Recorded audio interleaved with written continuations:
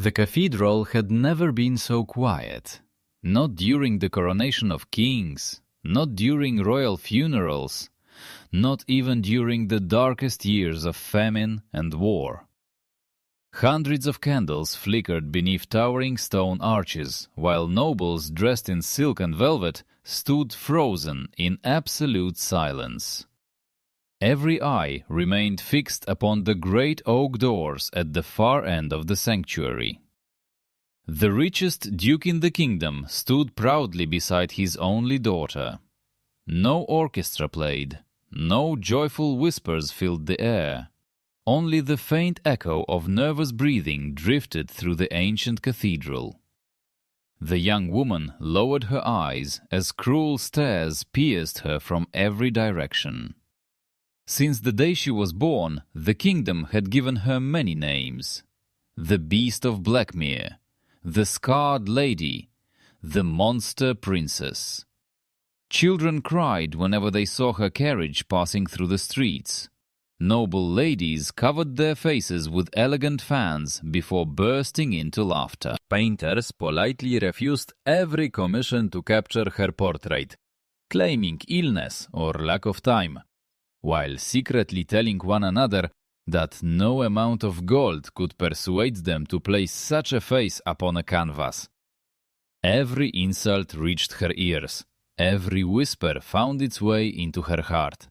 And every year that passed slowly convinced the entire kingdom that she would live and die alone. Yet today, someone had agreed to marry her. The question that haunted every mind inside the cathedral was not whether the ceremony would happen.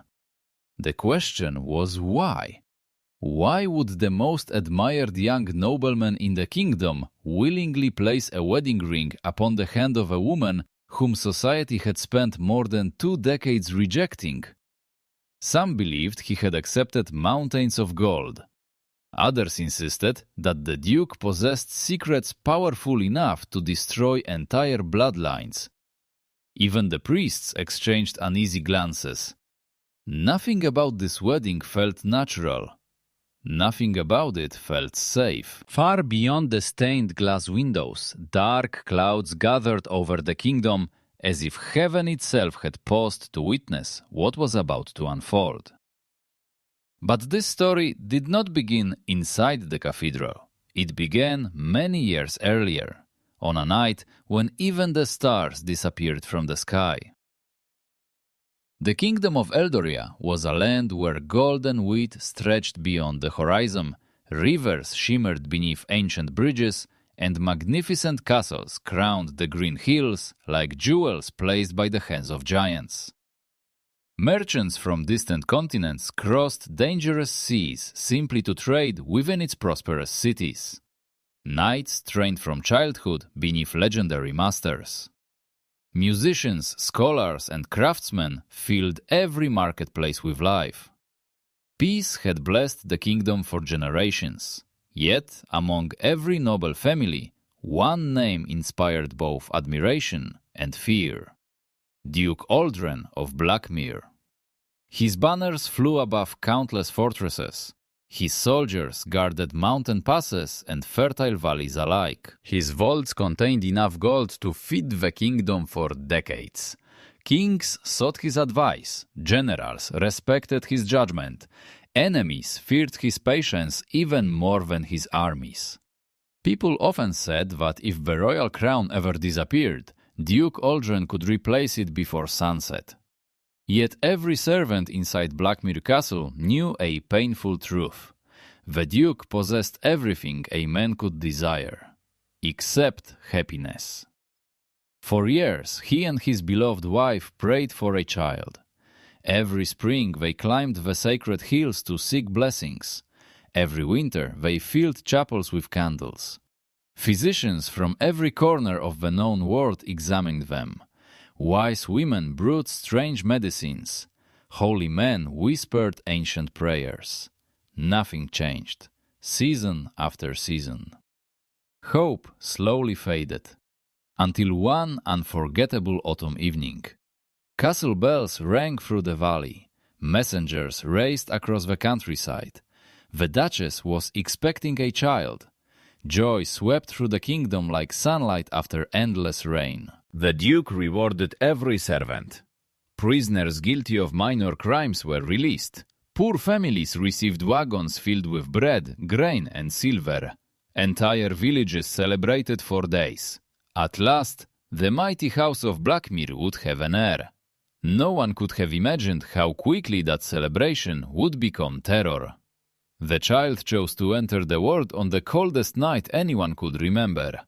A violent storm swallowed the heavens. Thunder shook the castle walls.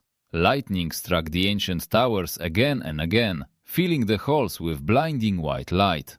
The midwives worked through the night. Outside the chamber, Duke Aldren paced endlessly across the stone floor, his hands trembling despite a lifetime spent facing battlefields without fear.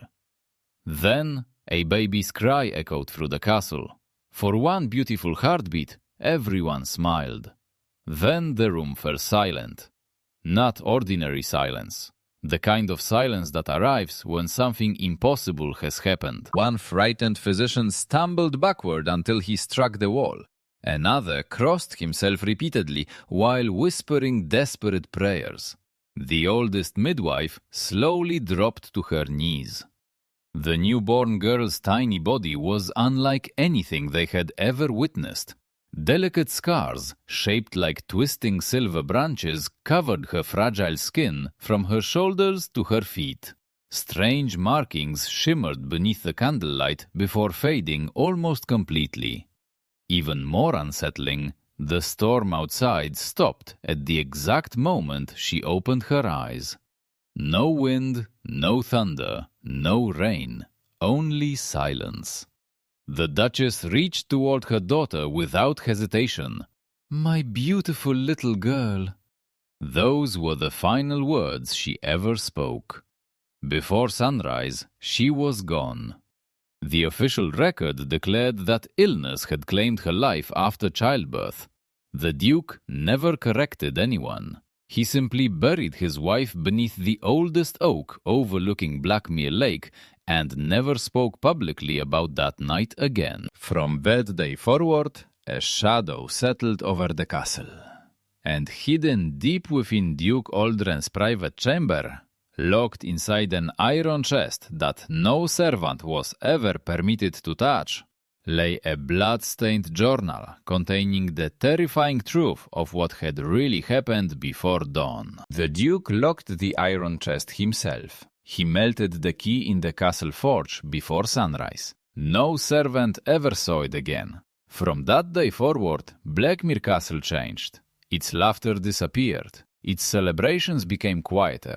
And although Duke Aldren continued ruling with unwavering strength, those closest to him noticed something had vanished from his eyes. It was hope.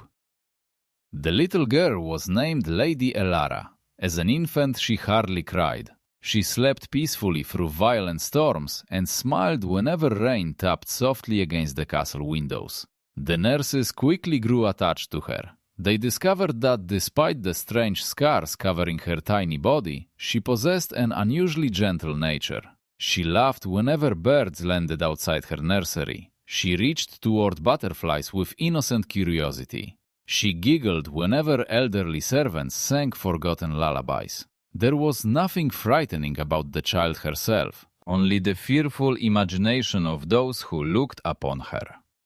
When she reached the age of 5, whispers had already spread beyond Blackmere Castle. Traveling merchants claimed the Duke's daughter had been born with the mark of ancient darkness. Pilgrims insisted mysterious lights floated above her bedroom every full moon. Village women crossed the street whenever the royal carriage passed. Children hid behind their mothers. Some threw stones. Others shouted cruel names they barely understood. One afternoon, while walking through the castle gardens, Elara discovered several village children climbing the outer walls to catch a glimpse of the famous monster. She smiled and waved. The children screamed in terror before running away. One little boy stumbled into the mud so quickly that he left behind his wooden toy horse. Elara quietly picked it up. She brushed away the dirt. For several minutes she waited, hoping he would return. He never did. She carefully placed the little horse beside the castle gate. The next morning, it was still there. She carried it back to her room. Years later, that tiny wooden horse would still sit beside her window, a painful reminder that fear often runs faster than kindness. As Elara grew older, the differences became impossible to ignore. The scars across her face deepened into pale silver lines that stretched like delicate cracks across porcelain. Her body developed differently from every noble lady in the kingdom. While other young women learned elegant dances and dazzled guests with graceful appearances, Elara struggled with stiff movements that caused her hands to tremble whenever she became nervous. The royal physicians examined her countless times. They prescribed expensive medicines, healing oils, rare herbs, even treatments brought from distant kingdoms beyond the mountains. Nothing changed. The scars remained. The trembling continued. Eventually, the physicians stopped offering cures. Instead, they began offering excuses. It is simply her condition. There is nothing more we can do. The heavens alone must decide. Elara overheard every conversation. She never complained, not once. Instead, she buried herself inside the enormous library of Blackmere Castle. If the world refused to look at her with kindness, books never judged. She read histories, languages, astronomy, mathematics, ancient philosophy. She studied diplomacy beside retired ambassadors. She learned music despite her trembling fingers. She memorized poems from forgotten civilizations. By the time she reached adulthood, many scholars quietly admitted she possessed one of the sharpest minds in the kingdom. Yet almost no one outside Blackmere knew. People never stayed long enough to discover the woman behind the scars. They saw only what frightened them. Every year, the royal court held its magnificent winter ball. It was the most anticipated gathering in the kingdom. Princes arrived from neighboring realms. Ladies displayed gowns embroidered with pearls and silver thread. Crystal chandeliers illuminated halls larger than cathedrals. Music echoed until dawn. When Elara turned 18, Duke Aldrin believed perhaps the time had come. "Give them a chance to know you," he gently told his daughter. "They cannot love what they have never met." Elara wanted to believe him. For the first time in years, she allowed royal dressmakers to prepare a gown. It took them nearly 3 months. Soft ivory silk, silver embroidery shaped like winter flowers, long flowing sleeves designed to hide her trembling hands. When she finally stood before the mirror, she whispered something that broke every servant's heart. "Maybe tonight they will see me." The ballroom fell silent the moment she entered. Hundreds of conversations stopped. Musicians missed their notes. Wine glasses froze halfway to waiting lips. Then someone laughed. Another joined. Within moments, the entire hall erupted into cruel whispers. A young noblewoman deliberately turned away, pretending to shield herself. Several men mocked the way Elara walked. One prince loudly declared that dragons must surely be more beautiful. Even those who remained silent looked away rather than meet her eyes. Elara stood completely still. She had spent weeks hoping. It took less than 1 minute for those hopes to disappear. Without saying a single word, she quietly left the ballroom. No one followed her, except one person, her father. Duke Aldrin found her sitting alone beside the frozen palace lake. Snow rested gently upon her shoulders. She was not crying. That somehow hurt even more. "I frightened them again," she whispered. The Duke slowly sat beside her. "No." She looked at him with tired eyes. "They frightened themselves." For a long moment, neither of them spoke. Finally, she asked the question he had feared for years. "Father, will anyone ever love me?" The mighty Duke of Blackmere, the man who had negotiated peace between kingdoms, who had commanded armies without fear, could not answer his own daughter. He simply embraced her, and for the first time since the night she was born, Duke Aldrin wept openly. From that evening onward, Elara never attended another royal celebration. Years passed, and the walls of Blackmere Castle seemed to grow older alongside its lonely inhabitants. The laughter of noble guests became a distant memory. The grand ballroom, once filled with music and dancing, remained dark for months at a time. Only the castle library was alive. There, surrounded by towering shelves of ancient books, Lady Elara found a world where appearances carried no weight. Histories never mocked her face. Poems never recoiled from her scars.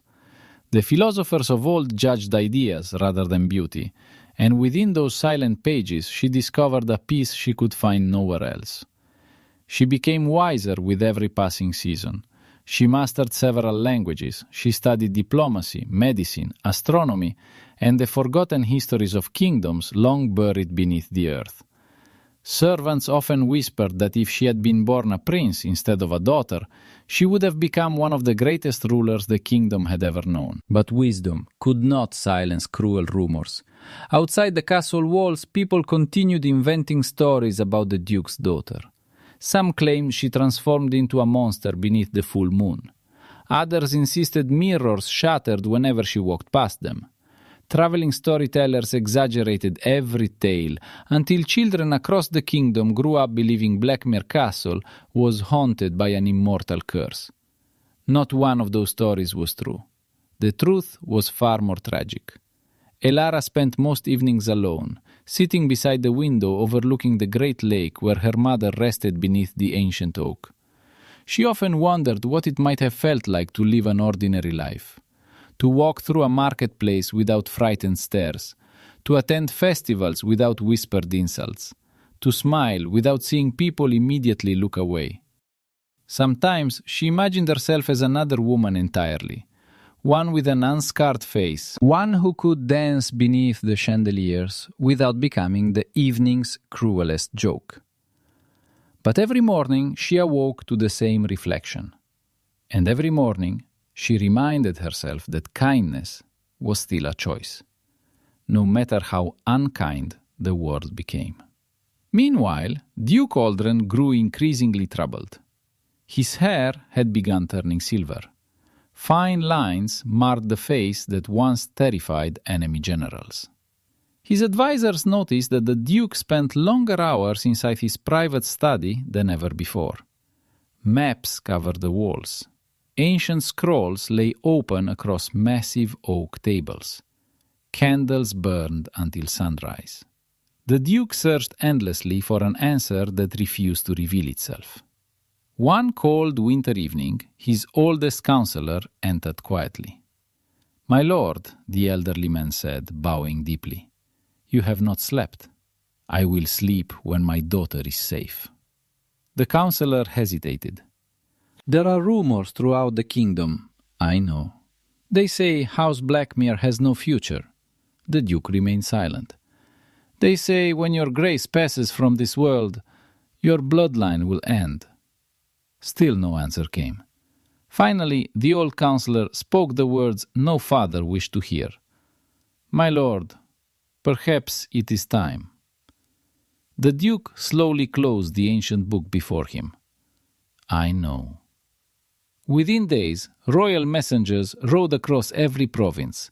Golden banners bearing the crest of House Blackmere appeared in every city square. Crowds gathered as heralds unrolled enormous scrolls sealed with the Duke's crimson wax. Their voices echoed through marketplaces, castles, villages, and royal courts alike. "Hear the decree of His Grace, Duke Aldrin of Blackmere. Any nobleman of honorable birth who willingly takes Lady Elara, daughter of Blackmere, as his lawful wife shall receive a reward beyond imagination." The herald paused. The crowd leaned forward. "The reward shall include enough gold to purchase an entire kingdom, vast lands, noble titles, and estates beyond counting." Silence. Then the marketplace exploded with disbelief. "A kingdom? Did I hear that correctly? He must be desperate. No woman is worth such a fortune. The Duke is buying a husband." Within hours, the announcement spread farther than any royal proclamation in living memory. Merchants carried the news across distant borders. Sailors repeated it in crowded ports. Even neighboring kings discussed it during council meetings. Everywhere the same question was asked. Who would accept such an offer? Most laughed. Some called it the greatest bargain in history. Others claimed no amount of gold could persuade a sane man to marry the woman everyone had mocked for half her life. Inside Blackmere Castle, Elara overheard the proclamation from the upper balcony. Her face turned pale. She stood motionless as the servants below celebrated the arrival of potential suitors. Slowly, she returned to the library. Without speaking, she removed the small wooden horse she had kept since childhood and placed it on the table before her. She smiled sadly. So, this is how it will happen. She traced one finger across the faded wood. Not because someone sees me, but because Father has offered enough gold to blind them. Outside her window, snow began falling once again. Deep inside the castle, Duke Aldrin stood alone before the portrait of his late wife. His voice was barely above a whisper. "Forgive me. I have protected her for as long as I could, but time is no longer our ally. And if the prophecy hidden since the night she was born is truly awakening," he closed his eyes, "then someone must stand beside her before it is too late." Far away, in another part of the kingdom, a young nobleman quietly folded the proclamation and slipped it into his coat. Unlike everyone else, he did not laugh. And unlike everyone else, he had already made his decision. The young nobleman rode alone. Snow drifted across the narrow mountain road, settling upon the shoulders of his dark traveling cloak. His horse moved at a steady pace, neither hurried nor slow, as though both rider and animal understood that the journey ahead would change everything. His name was Lord Adrian Ashcombe. Throughout the kingdom, people knew him for reasons that had nothing to do with wealth. He was the son of one of the oldest noble families in Eldoria. His father had died defending the northern frontier against invading armies. His mother had devoted her remaining years to caring for the poor until illness claimed her life. Adrian had inherited neither overflowing treasure nor powerful allies. He inherited only their honor. As a boy, he had studied swordsmanship beneath the greatest knights of the realm. By the time he reached manhood, he had become known as a gentleman whose word carried greater value than signed contracts. He never lied, never cheated, never abandoned those who depended on him. Yet, honor could not pay debts. Several years earlier, failed harvests, dishonest business partners, and crushing taxes had reduced the once proud House of Ashcombe to little more than a crumbling estate surrounded by neglected fields. One by one, the family lands disappeared. The horses were sold, the vineyards were auctioned. The servants, with tears in their eyes, sought work elsewhere. Eventually, Adrian lived with only an elderly steward named Thomas, who had served his family since before Adrian was born. The old man often apologized. "My lord, I wish I could have done more." Adrian always smiled. "You already have. You stayed." When the Duke's proclamation reached Ashcombe Manor, Thomas nearly dropped the parchment into the fireplace. My lord, this cannot be serious. Adrian quietly finished reading before folding the document with remarkable care. It bears the Duke's seal. Thomas looked horrified. You cannot possibly be considering this. Adrian remained silent. They say the poor lady has suffered terribly. I know. They say she is cursed. I know. They say no man has ever looked upon her without fear. I know.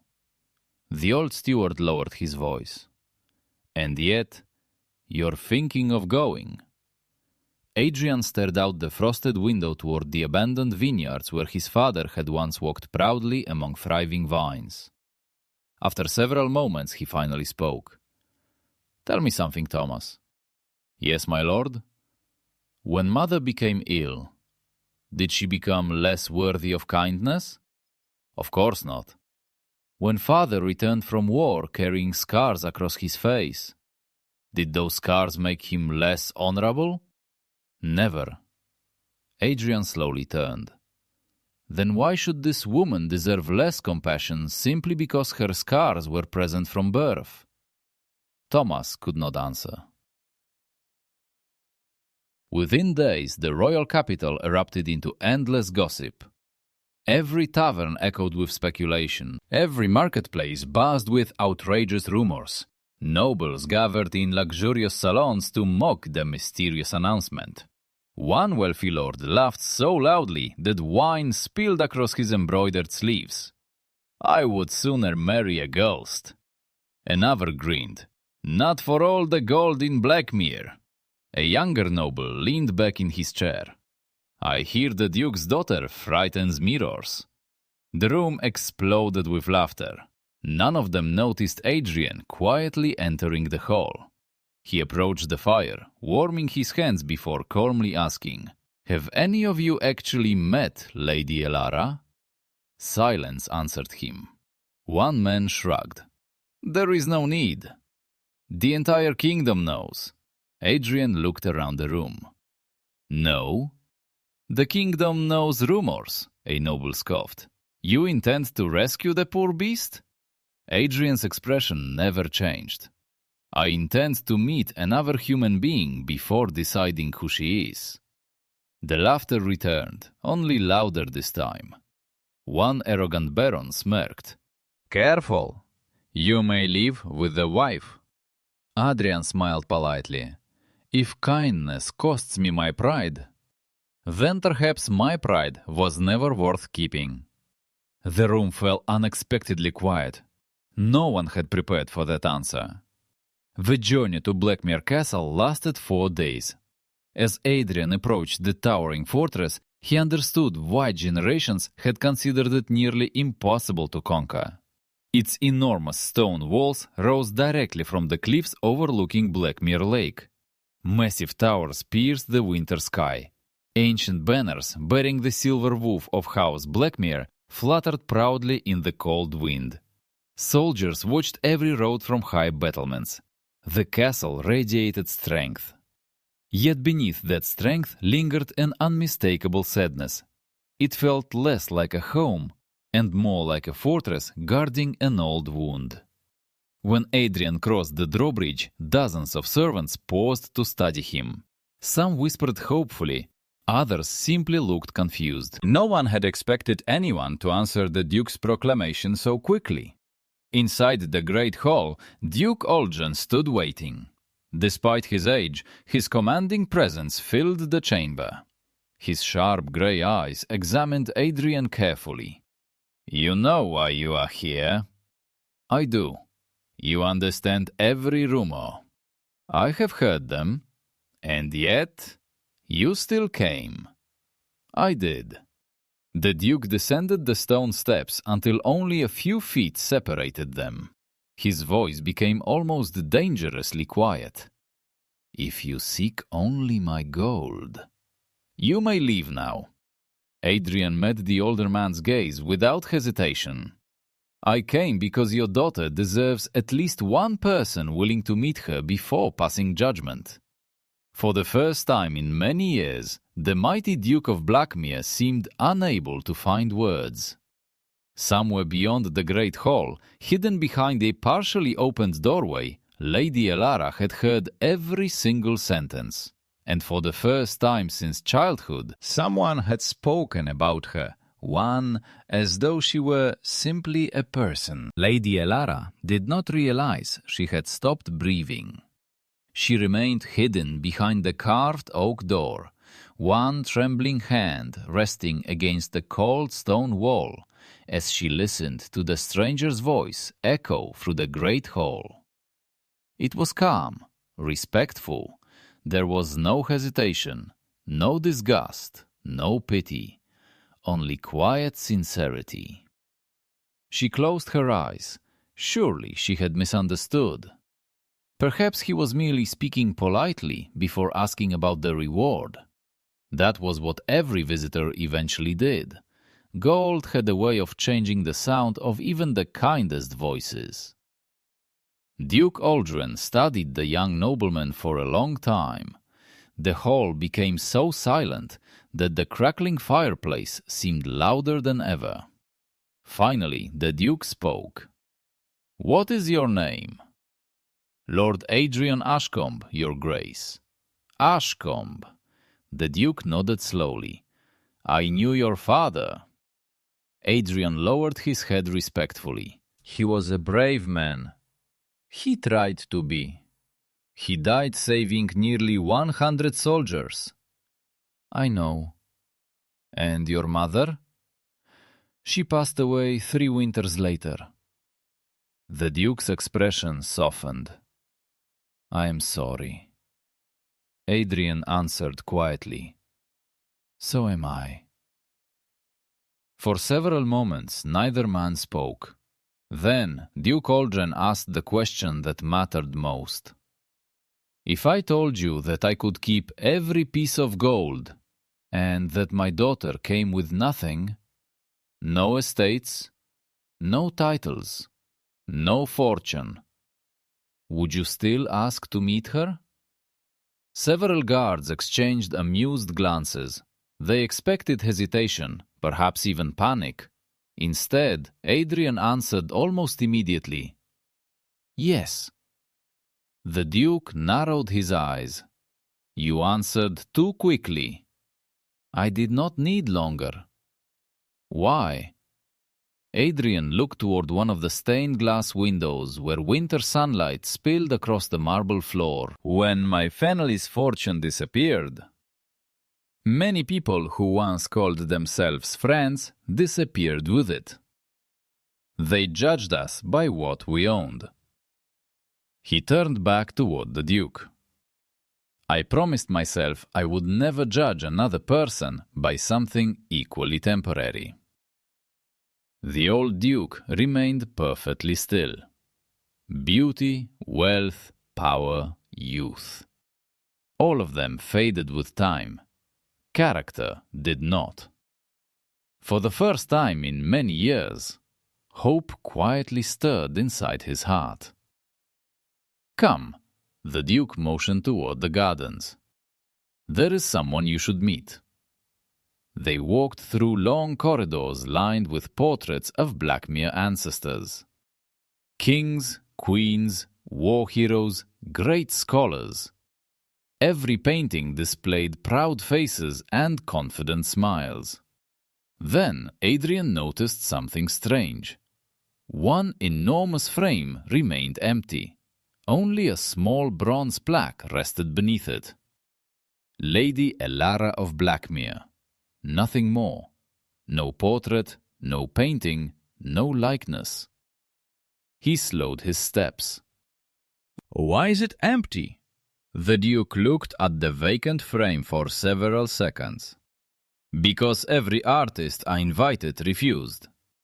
Adrian said nothing. "There were always excuses. Busy schedules, illness, travel."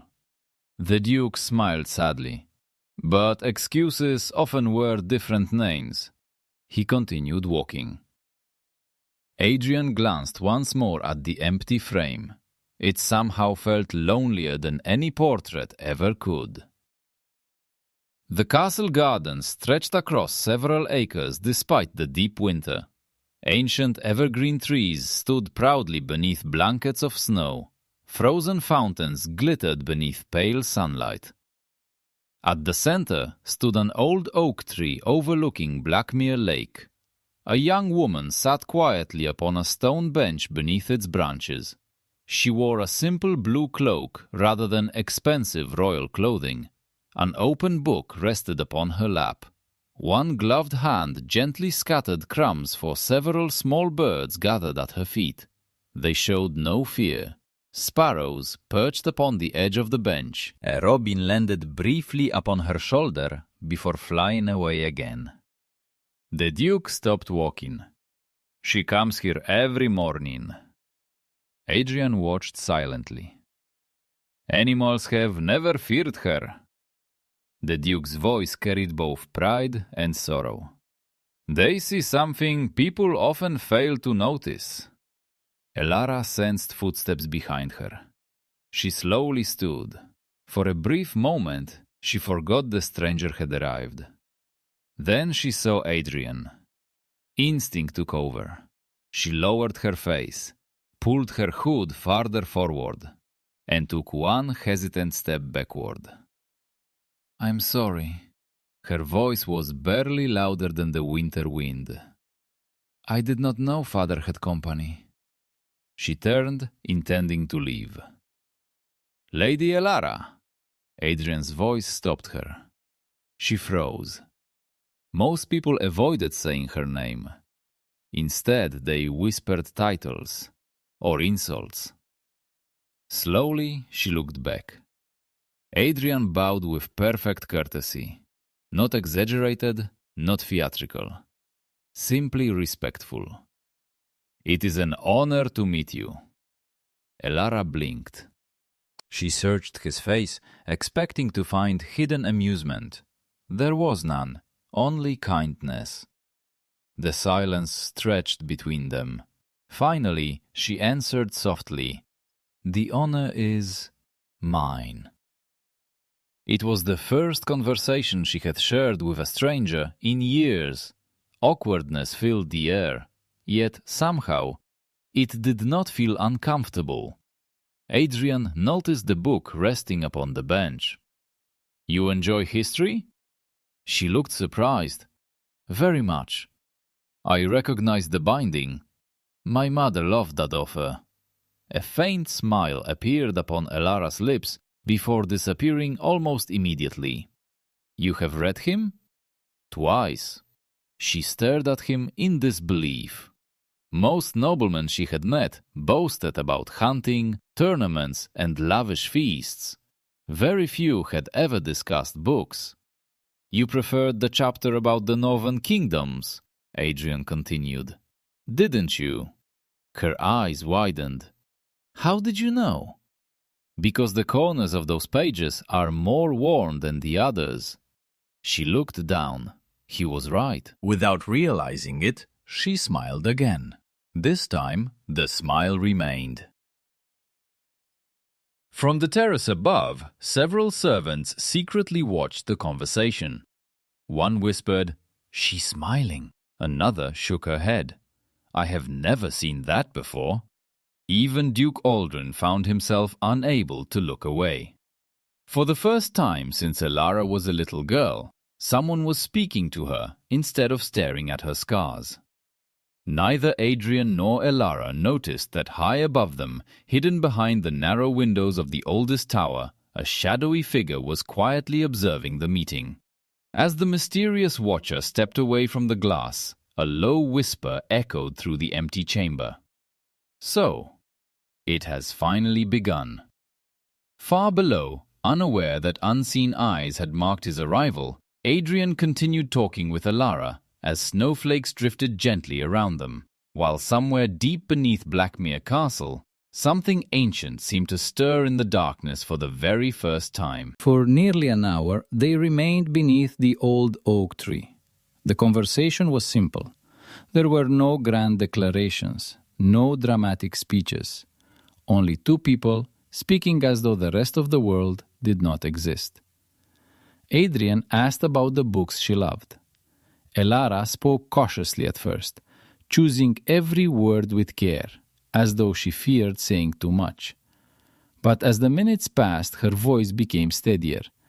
She spoke of ancient kingdoms that had risen and fallen, of explorers who crossed oceans guided only by stars, of philosophers who believed that true greatness was measured by compassion rather than conquest. Adrian listened without interrupting, not because he was pretending to be interested, because he truly was. Every answer revealed another part of the woman hidden behind decades of cruel assumptions. She possessed an astonishing memory. She quoted forgotten poems from centuries earlier. She could recall the names of long-dead kings, the dates of famous battles, and the smallest details from histories that even royal scholars often forgot. More than once, Adrian caught himself smiling. "You've read more books than everyone I met at court combined." A faint blush appeared beneath the silver scars on Elara's cheeks. There wasn't much else to do. There was. She looked at him curiously. "You could have become bitter." The words lingered between them. She lowered her eyes. "I almost did." A cold breeze swept across the frozen lake. "I used to wonder why I had been born like this." She hesitated before continuing. "When you're a child, you believe adults know everything. They tell you that people are kind, that everyone deserves love." She smiled sadly. "Then you grow older, and you discover kindness is often reserved for beautiful faces." Adrian remained silent, not because he disagreed, because he knew she was telling the truth. Later that afternoon, the castle servants prepared tea inside the winter garden. It was the first time in many years that Lady Elara had shared a table with a guest. The servants moved quietly. The whispers followed them wherever they went. "He's still here. I thought he would leave after seeing her. Perhaps he's waiting until the contracts are signed. Or perhaps he's counting the Duke's gold already." One young maid, barely 17 years old, looked toward Elara with sympathy. "I wish people would stop talking." The older servant sighed. "They've talked since before she could walk. They don't know how to stop." Unbeknownst to them, Elara heard every word. Her smile slowly disappeared. She placed her teacup back onto its saucer with shaking hands. "Please excuse me," she rose quietly. "I suddenly feel rather tired." Before anyone could respond, she walked from the room. The servants fell silent, ashamed. Adrian found her standing alone on a stone balcony overlooking the valley. Snowflakes drifted lazily through the evening air. She never turned around. "You heard them." It was not a question. "Yes. I'm sorry." She gave a quiet laugh. "You apologize as though you were the one speaking." "I apologize because no one should become accustomed to cruelty." For several moments neither of them spoke. Then Elara whispered, "They're right." Adrian frowned. "They're not." "They are." She finally looked at him. "My father offered enough gold to buy a kingdom. If he hadn't, you would never have come here." Adrian did not answer immediately. Instead, he walked to the edge of the balcony beside her. Below them, hundreds of castle lights glowed warmly against the winter darkness. "My father once told me something." "What was it?" "He said that wealth reveals character." She looked confused. "I don't understand. If money is all someone values, they'll chase it. If kindness is what someone values, they'll follow kindness." He turned toward her. "The proclamation made me curious. But it was your story that brought me here." Elara searched his face carefully. For years she had become an expert at recognizing lies. She found none, only quiet honesty. A tear escaped despite her efforts to hide it. She quickly turned away. "I didn't mean to—" "You don't have to hide your tears. I've spent my whole life hiding." The words broke something inside Adrian's heart. Without thinking, he removed his handkerchief and gently offered it to her. She accepted it with trembling fingers. No one had ever performed such a simple act of kindness for her. Not because people hated her, because they never stayed close enough to notice when she cried. From the shadows of a nearby corridor, Duke Aldrin watched silently. Beside him stood his oldest counselor. "I have never seen her speak so freely." "Neither have I." "Do you trust him?" The Duke looked toward Adrian. "I want to. But wanting and trusting are not always the same." The old counselor nodded. "You still haven't told him?" "No." "And if he asks?" The Duke's expression darkened. "I pray he doesn't." Because if Adrian discovered the truth hidden beneath Blackmere Castle, there would be no turning back. That night, as the castle settled into silence, Adrian was escorted to one of the finest guest chambers. It overlooked the frozen lake and the ancient oak where Elara visited every morning. He had barely extinguished the candles when he heard it. A whisper. So faint he almost believed it to be the wind. Then another. Not outside. Inside the walls. He stood perfectly still. The whisper came again. This time accompanied by the sound of heavy iron scraping against stone somewhere deep below the castle. Slow, ancient, deliberate. Adrian opened the chamber door. The corridor beyond was empty. Only rows of flickering torches illuminated the endless passage.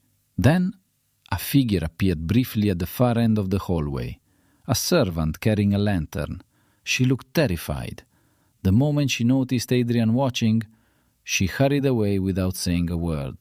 Before disappearing around the corner, she whispered only 3 words. "Don't go below." Then she vanished. Adrian remained standing in the silent corridor, staring into the darkness where she had disappeared. Far beneath his feet, the mysterious scraping sound came once more, and somewhere in the deepest foundations of Blackmere Castle, an ancient door slowly began to open. The news spread faster than any army.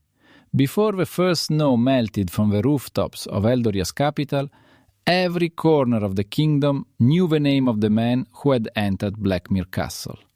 Lord Adrian Ashcombe, the nobleman who had walked willingly into the home of the woman everyone else feared. At first, people laughed. They laughed in taverns, they laughed in royal halls, they laughed in the streets where merchants gathered beneath colorful banners. They believed the story was too ridiculous to be true. Ashcombe? That young man? He must have lost his mind. Or perhaps his family's debts finally destroyed his judgment. No one believed that a man could choose something without expecting something in return. Because the world they lived in had forgotten the value of kindness. Everything had a price. Every marriage was a transaction.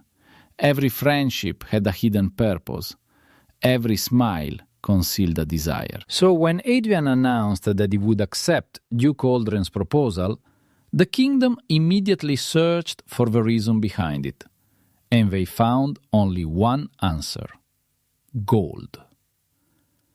Inside Blackmere Castle, preparations began. The greatest tailors in the kingdom arrived with wagons filled with silk, jewels, and rare fabrics. Royal architects decorated the halls. Musicians were summoned from distant cities. The kitchens prepared enough food to feed hundreds of guests. The castle, which had been silent for years, suddenly came alive again. But beneath the excitement, Lady Elara felt only fear. She stood before the mirror as servants adjusted the wedding dress around her. The gown was magnificent. White silk flowed like snow. Silver patterns were woven into the fabric, resembling the branches of the ancient oak tree beside the lake. Diamonds decorated the sleeves. Pearls surrounded the neckline. It was the kind of dress every noble woman dreamed of wearing. Yet Elara could not stop staring at her reflection. The woman looking back at her still carried the same scars, the same trembling hands, the same face that had caused people to turn away for years. A young servant named Clara carefully adjusted the final piece of fabric. "My lady." Elara remained silent. "Are you unhappy with the dress?" "No." Her voice was quiet. "The dress is beautiful." "Then why do you look so sad?" Elara looked down. "Because tomorrow everyone will see a beautiful dress." She touched one of the silver scars near her cheek. "But they will still see me." Clara's eyes filled with sadness. "My lady, do not pity me, Clara." "I don't want pity." She looked toward the window. "I only wanted one person to look at me and not feel disappointed." The room became silent. Then came a knock at the door. Both women turned. A messenger stood outside. "My lady." "Lord Adrian requests a moment of your time." Elara froze. "Now?"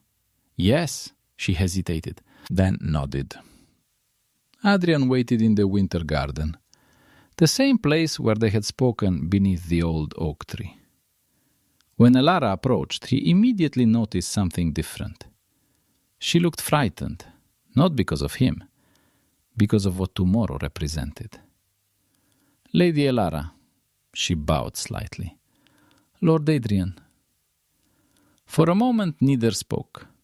Finally, Elara forced herself to say the words she had prepared. "You should leave." Adrian's expression changed slightly. "I beg your pardon?" "You heard me." The wind moved softly through the trees. "You still have time." "Time for what?" "To walk away before everyone expects you to stay." Adrian looked at her carefully. "Is that what you want?" She opened her mouth, but no words came, because the truth was painful. No, she did not want him to leave. She wanted someone to stay.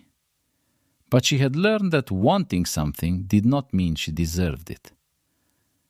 "I know why you came here." Adrian's eyes narrowed. "Do you?"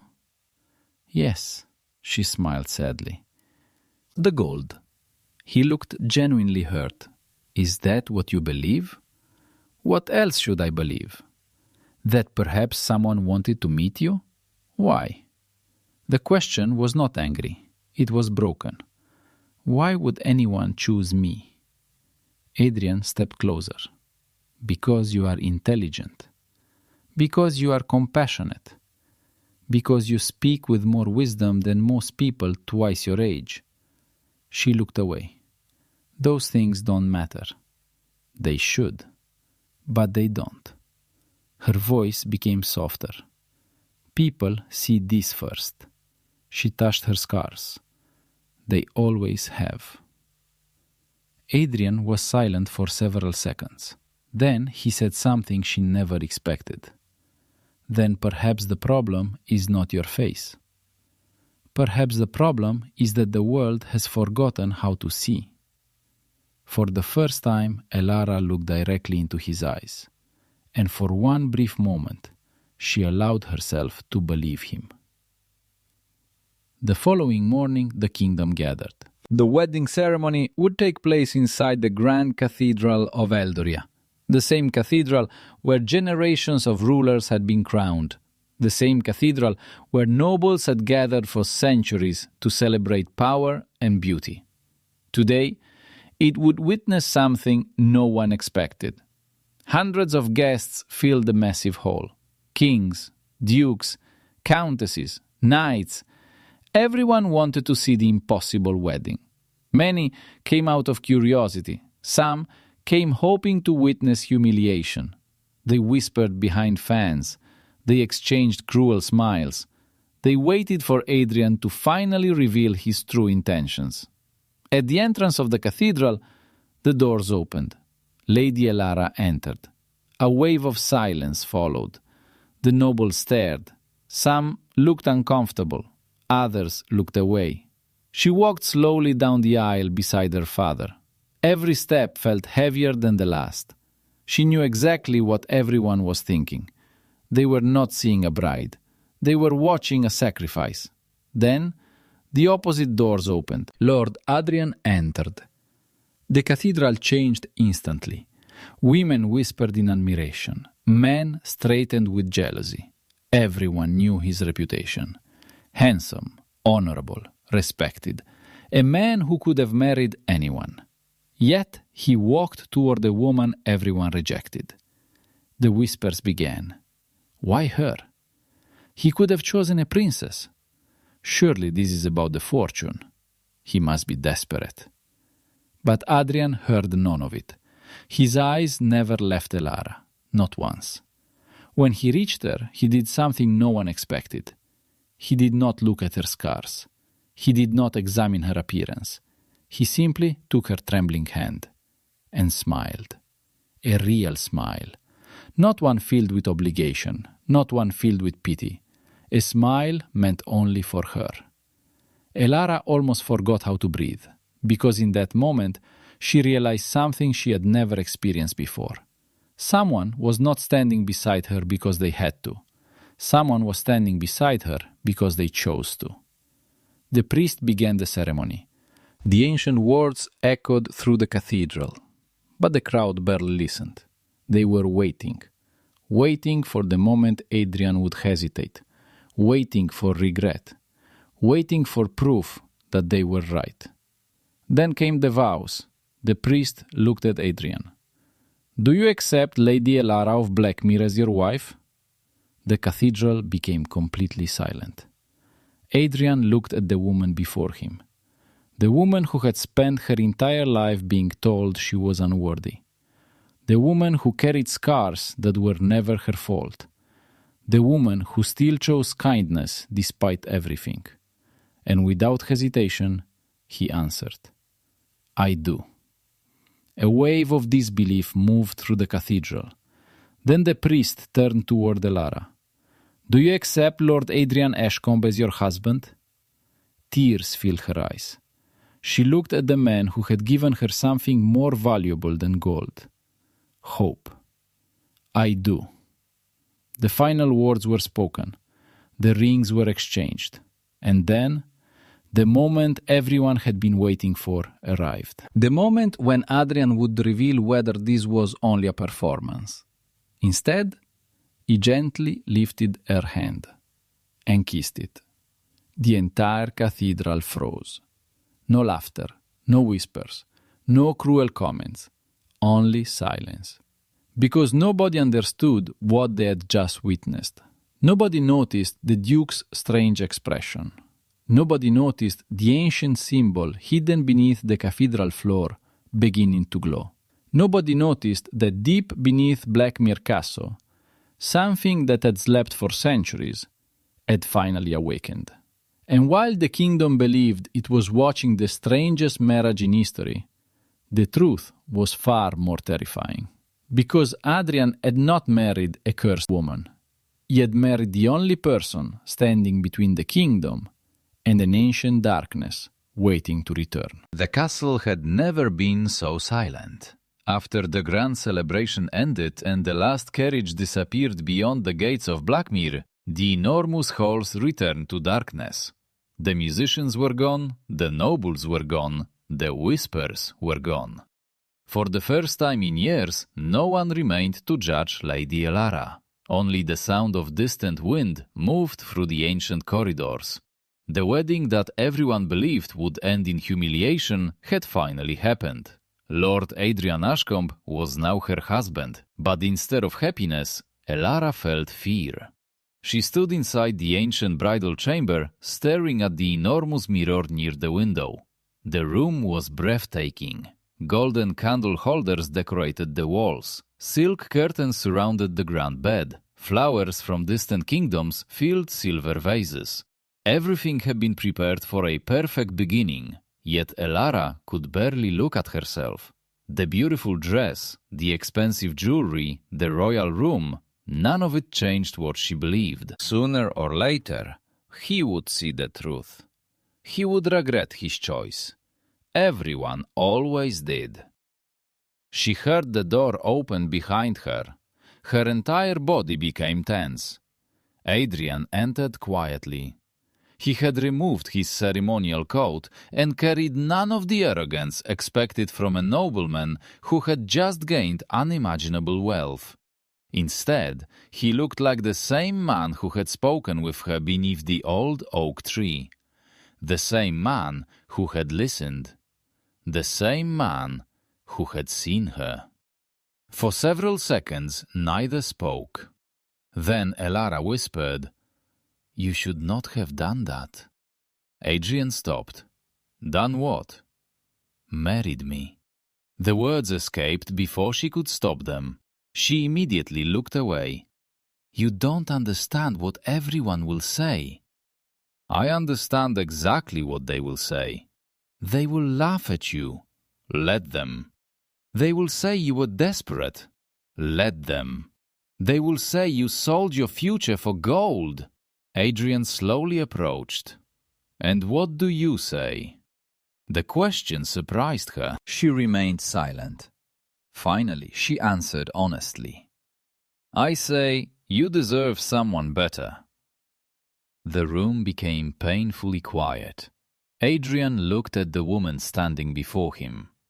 Not the scars, not the rumors, not the face the world had decided to judge.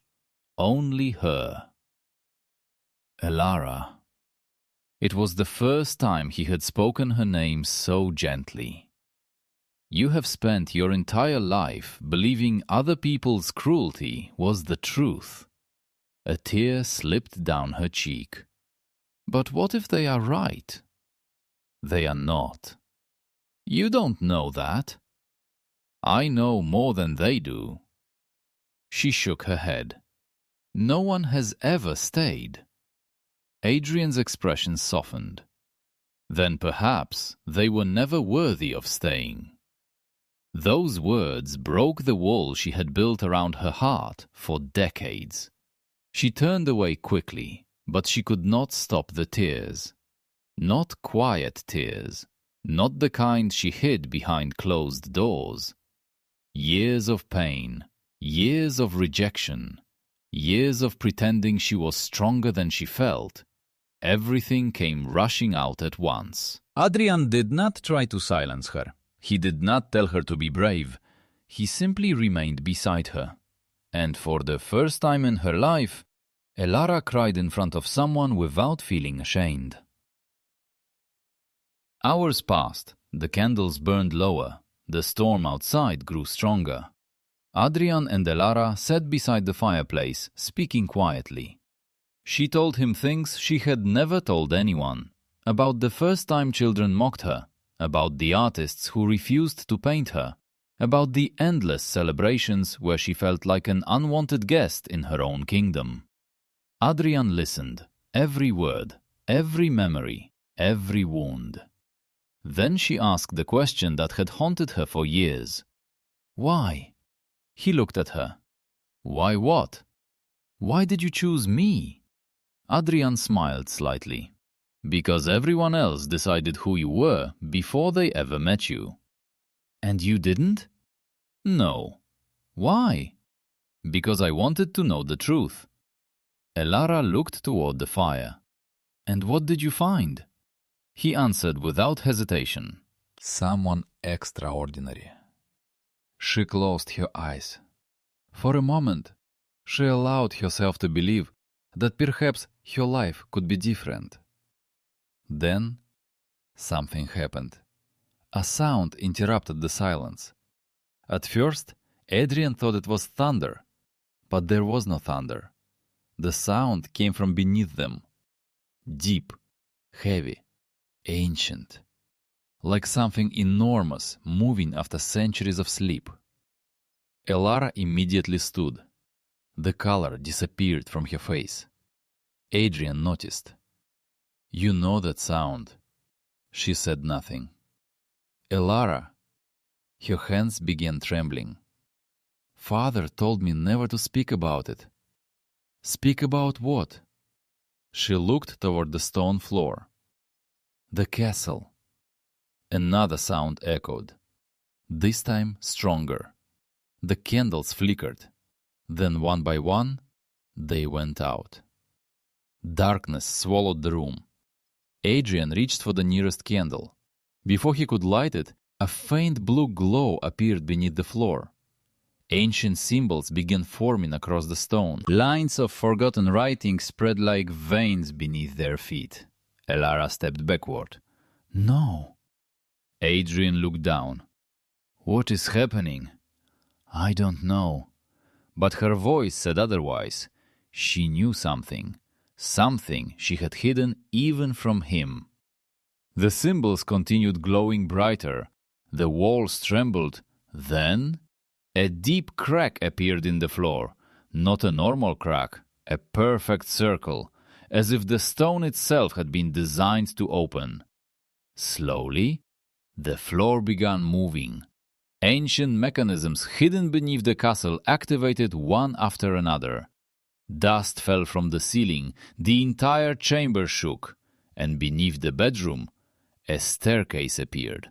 A staircase that had not been touched for centuries.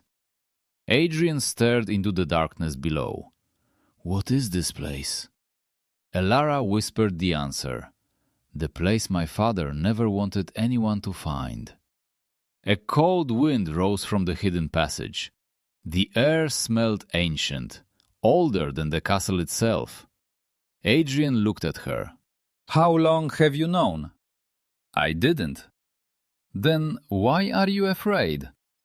Elara looked down into the darkness.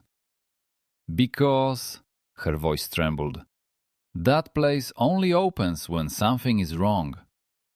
Before Adrian could respond, a sound came from below. A voice, not human, not alive. A whisper that seemed to come from the walls themselves. At last. She has returned. Elara's face turned pale. The blood drained from her hands. Adrian stepped in front of her instinctively. What was that? She stared into the darkness. And for the first time since he had arrived at Blackmere Castle, Adrian saw true fear in her eyes. That, she whispered, is the reason I was born. Deep beneath the castle, the hidden chamber waited. Ancient doors covered in forgotten symbols slowly opened. Beyond them was a room that had been sealed for hundreds of years. Inside rested countless scrolls, ancient weapons, stone tablets, and at the center of the chamber, a massive crystal surrounded by chains. The crystal was cracked. A single line of darkness moved inside it like smoke. Then another crack appeared, and another. The prison was weakening. Adrian and Elara stepped into the chamber. Neither understood what they were seeing, until Adrian noticed a painting carved into the stone wall.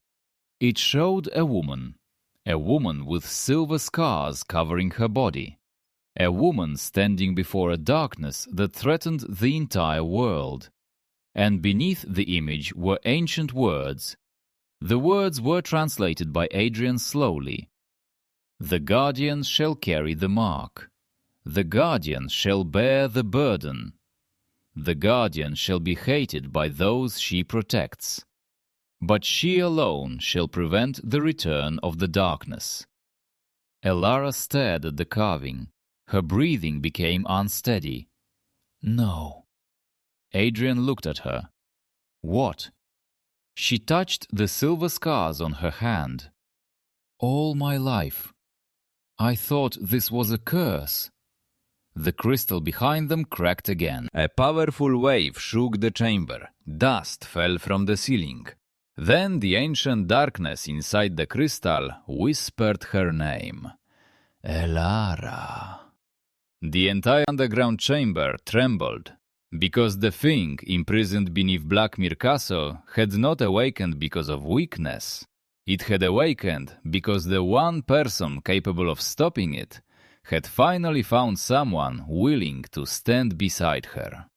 And above them, the kingdom continued sleeping, completely unaware that the woman they had mocked for decades was the only reason they had survived at all. The first crack appeared at midnight. The second came moments later, and by the time the final candle inside Blackmere Castle burned out, the ancient prison beneath the earth had already begun to fail. For centuries the darkness had waited, patient, silent, forgotten. The people of Eldoria believed their greatest dangers came from invading armies, political enemies, and wars between kingdoms. They never knew that beneath their feet slept something far older, something that did not desire land, or gold, or power. It wanted only one thing: freedom. Inside the hidden chamber beneath Blackmere Castle, Lord Adrian stood beside Elara as the crystal continued breaking apart. The air itself felt alive. The ancient symbols carved into the walls glowed brighter with every passing second. Adrian looked at the woman beside him, the woman everyone had called cursed, the woman everyone had mocked, the woman who had carried a burden nobody understood. Your father knew about this? It was not a question. Elara slowly nodded. Yes. How long? Her eyes filled with pain. Since the night I was born. Adrian looked toward the ancient paintings covering the walls. The truth was slowly becoming impossible to deny. Duke Aldrin had not hidden his daughter because he was ashamed of her. He had hidden her because he was trying to protect her. And the entire kingdom. My father spent his entire life protecting me from the truth, Elara whispered. He wanted me to have a normal life. Adrian looked at the silver marks covering her skin. These scars. She closed her eyes. They were never a curse. They were a seal. The chamber became silent. When I was born, the darkness beneath this castle tried to escape. My bloodline was chosen centuries ago. The first guardian sacrificed everything to imprison it. Every generation after her carried the same responsibility. Elara touched the scars on her hand. The mark appears when the darkness begins to awaken. But no one told me. Father wanted me to believe I was just different. A painful smile appeared on her face. He wanted me to believe I was a person. Adrian stepped closer. You are. She looked at him. Even now? Especially now. Before Elara could respond, a violent explosion shook the underground chamber. The crystal shattered slightly. A wave of dark energy rushed through the room, extinguishing every remaining light. Above them, the entire castle trembled. Servants screamed. Guards rushed through the corridors. The kingdom's ancient bells began ringing without anyone touching them. Duke Aldrin woke instantly. He knew. The moment he had feared for decades had arrived. He ran through the castle halls faster than anyone thought possible for a man of his age. Not toward the armory, not toward the guards, toward his daughter. Because after all these years, he was still only a father. When Duke Aldrin reached the hidden chamber, he found Elara standing beside Adrian. For a moment he simply stared. His daughter was no longer hiding, no longer afraid. She looked exactly as she had always looked, but somehow everything had changed. The Duke's eyes filled with tears. You know. Elara looked at him. Why didn't you tell me? The question carried no anger, only sadness. The Duke lowered his head. Because I wanted you to have the childhood I never had the courage to give you. You let me believe I was broken. No, his voice cracked. I let you believe you were human. Silence filled the chamber. The Duke stepped closer. When you were born, the priests told me the truth. They said the guardian would carry a mark that would make people fear her. They said the world would reject her before understanding her. He looked at his daughter, and they were right. Elara's eyes filled with tears. I hated myself. The Duke closed his eyes. I know. I heard every cruel word you heard. I saw every person who turned away from you. Every time you cried alone. His voice became heavier. And every night I asked myself if protecting you from the truth was worth allowing you to suffer. No one spoke, because everyone understood. The Duke had not been protecting a secret. He had been protecting his daughter. Then the darkness returned. A deep roar echoed through the chamber. The ancient crystal finally shattered. The force that had been trapped for centuries burst forward. The walls cracked. The ground shook. A shadow rose from the broken prison. It had no true shape, only darkness, only hatred. A voice filled the chamber. After centuries, the guardian finally stands before me. Elara stepped forward. Adrian immediately moved beside her. The darkness laughed. Do you truly believe one frightened girl and one forgotten nobleman can stop me? For generations, those words would have destroyed Elara. Not anymore. She looked at the creature that had haunted her entire existence. You were wrong about one thing. The darkness paused. I was never alone. Adrian stood beside her. The Duke raised his ancient sword, and for the first time in centuries, the Guardian was not fighting by herself. The battle that followed was unlike anything Eldoria had ever witnessed. The darkness spread through the castle like a living storm. Windows shattered, stone towers cracked, the skies above Blackmere turned black. Across the kingdom, people looked toward the horizon and saw the impossible, a shadow covering the stars. The same people who had once laughed at Elara now stood terrified. They finally understood. The woman they had rejected had been protecting them all along. Inside the castle, Elara fought with the strength hidden inside her bloodline. The silver scars across her body began glowing, not with pain, with power. Every insult, every cruel word, every moment she had felt worthless was transformed into strength. The darkness tried to break her. It showed her memories, the ballroom laughter, the children running away, the nobles whispering behind her back. You were never loved. You were always a monster. But Elara stood firm. No, her voice echoed through the chamber. I was loved. She looked at Adrian. I was just waiting for someone brave enough to see it. Together they completed the ancient ritual, the Guardian's mark, the bloodline oath, the final seal. The darkness screamed as light surrounded the chamber. The prison began rebuilding itself. The ancient evil was pulled back into the crystal. The kingdom was saved. But victory came with a price. Duke Aldrin fell. The battle had taken the last of his strength. Elara rushed to him. Father! The mighty Duke who had commanded armies, the man feared by kings, now looked only like a father holding his daughter's hand. I'm sorry. She shook her head through tears. No. You gave me everything, the Duke smiled faintly. Not everything. He looked toward Adrian. I gave you the chance to find someone who would.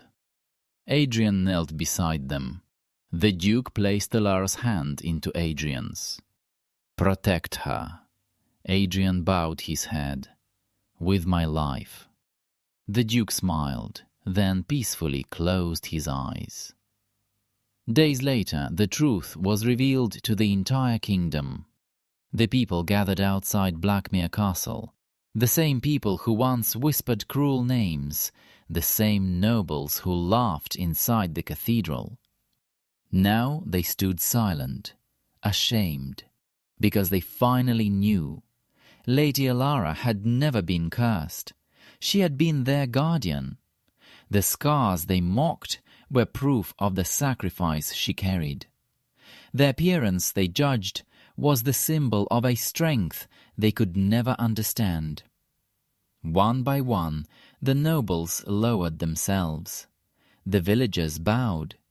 The kingdom finally saw the woman they had refused to see. And standing beside her was Adrian, not because of gold, not because of a title, not because of a reward, because he loved the person hidden behind the scars. Years later, stories of Lady Elara of Blackmere were told throughout the world, but they were no longer stories about a cursed woman. They were stories about courage, compassion, and a heart that remained kind even when the world was cruel.